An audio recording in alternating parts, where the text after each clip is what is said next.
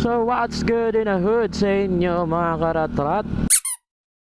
Panibagong araw, panibagong blessings na naman galing sa itaas. Kumusta ang buhay-buhay mga karatrat? I hope nasa mabuti kayong kalagayan ngayon. At ito na naman tayo, babiyahin na naman tayo. Panibagong content na naman. Tapos mukha pang uulan, no? Sana mag-umulan. Sa mga hindi pa pala nagsusubscribe, subscribe na po kayo sa ating YouTube channel at comment down below para maisama natin yan dito sa ating vlog. At shoutout nga po pala dito kay ma'am, ayan, dito, ayan. Tapos dito kay sir, ayan, nagpa-picture sila sa atin, nalaman na nagba-vlog tayo. Nakalimutan ko yung pangalan nila, sir. So shoutout sa inyo, sir, kapag napanood nyo to. Time check tayo mga karatrat, is 1:43 na. Tanghali na naman tayo bumiyahe. Yan talaga, kailangan natin isabay sa paghahatid kay Mrs. By the way, nakakuha na nga pala tayo ng buong mga karatrat. Diliman papuntang Pateros. Ang bayad sa atin dito is 163 pesos. Naka-priority siya, kaya kinuha ko na din. Sana all. Sayang din yun, di ba? Try natin hanapan ng pangsabay kasi malulugi tayo sa gas. Kumbaga yung papunta pa lang natin doon, yung ibabiyahe natin doon, pag isang buoy lang, panggas lang natin. Kaya kailangan talaga natin magsabay dito. Bali ang papunta nga pala natin, papunta sa pickup is 5 minutes, 2.1 kilometers. So malapit-lapit lang naman siya mga karatrat. Pwede kaya dito? Pwede. Dito lang tayo daan. Ayun, pwede pala dito eh. So tara mga karatrat, pick upin na natin to bago pa to pick upin ng iba. Let's go, let's go! May kiraan. Drop, yeah, dito tayo. Saan kaya dito yun? Uy, angas, kumu-counterflow yun ah. Ba't dito nakalagay? Tawagan na lang natin tong pick up, mahirap manghula.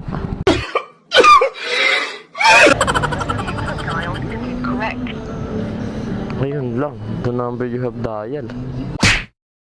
Tawagan natin tong drop off tsaka yung nag-book.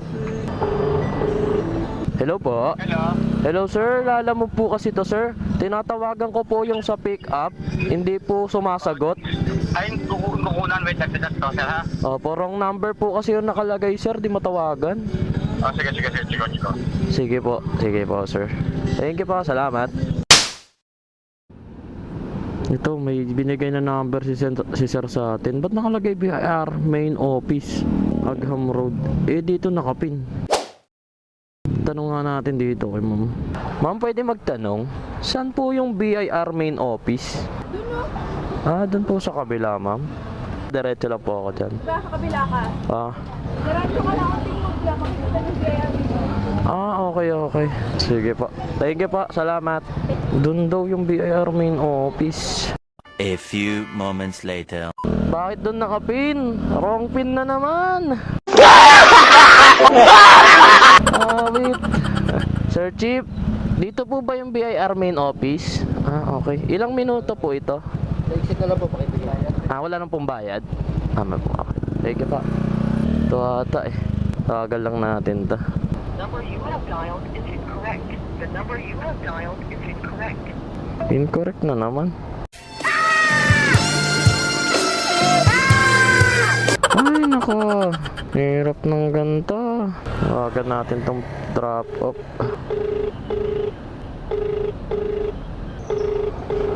Sir, sagutin mo sir.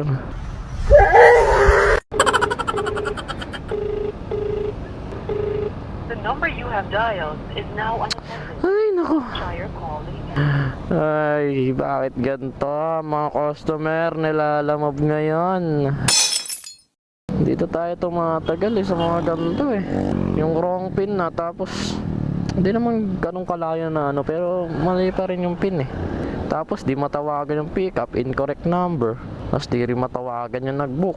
Ay naku po. Hello. Hello sir, Lalamove po yung binigay niyo sa akin na number do sa sa Lalamove app. Wala po incorrect number pa rin po pero nandito na ako sa BIR main office. Apo, sir. Sir, ano pala, mali yung tulo, sir. Impisa 7-4 pala, sir. Tingnan mo sa isang position, sir. Yung Oh, tulo, oo nga sir, yun pares ko po tinawagan, incorrect number pa rin po. incorrect number pa rin, pinasa ko sa inyo lisali, boss. Apo. O, sige, prepayin ko siya kasi kapitay ko na, wait lang. Oo sir, nandito na kasi ako Okay. Okay pa, thank you pa. Taktay tayo dito.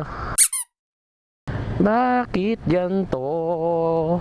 Ano nangyayari dito kay Lalamove?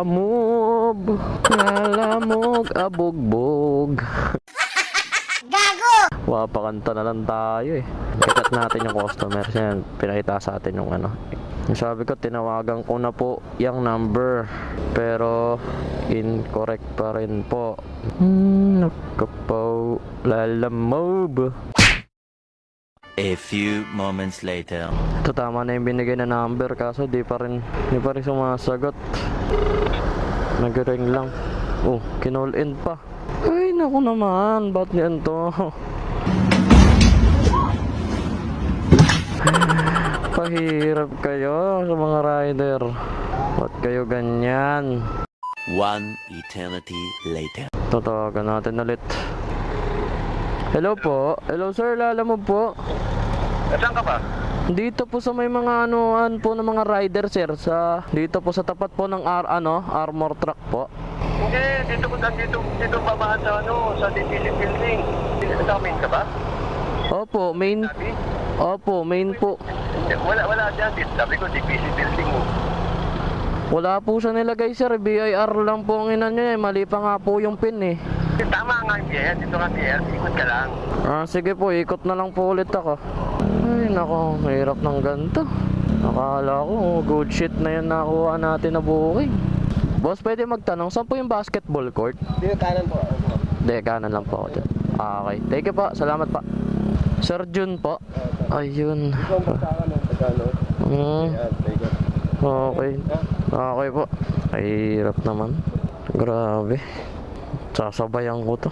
Manugay na ako sa oras. 30 minutes mahigit yung nasayang natin doon. Ngawit naman yan. Ako no choice kundi sabayan to. Di pwedeng wala itong pangsabay. Wrong pin na. As pinagintay pa tayo napakatagal. Di pa makukontak yung mga Ay nako. Okay na po. Thank you po. Salamat Chip. Nakuha na tayo ng buhay mga karatrat. Diliman papuntang Pasig. Ang bayad sa atin dito is 103 pesos.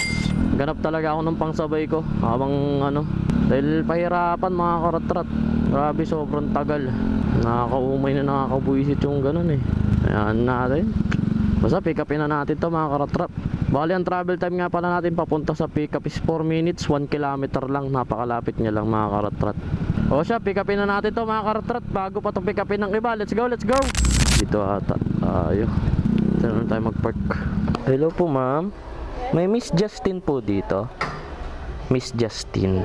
Sa kabilang side, sir, yung tito na yun. Pwede po pumasok doon. Thank you po. Ay, sige po. Ano po ma'am? Lalamove po. May Miss Justin po dito. Para po kay Gwyneth. Sige po ma'am. May box naman po ba kayo? Meron naman pong box na. May bango dito, may kape. Okay na po ito ma'am. Okay na po. Thank you po. Diba? Ganun lang. Diba? Sobrang bilis lang. Na-pick up na natin kagad yung pangalawa nating booking. Hindi katulad nung una. Grabe, sobrang tagal. So na-pick up na natin yung pangalawa nating booking mga karatrat. Unahin na natin tong pangalawang booking kasi mas malapit lang siya kaysa dun sa una nating booking. Bali ang travel time nga pala natin papunta sa pangalawang nating booking is 29 minutes 6.7 kilometers. So pwede na para sa 103 pesos. Hindi na tayo lugi dun.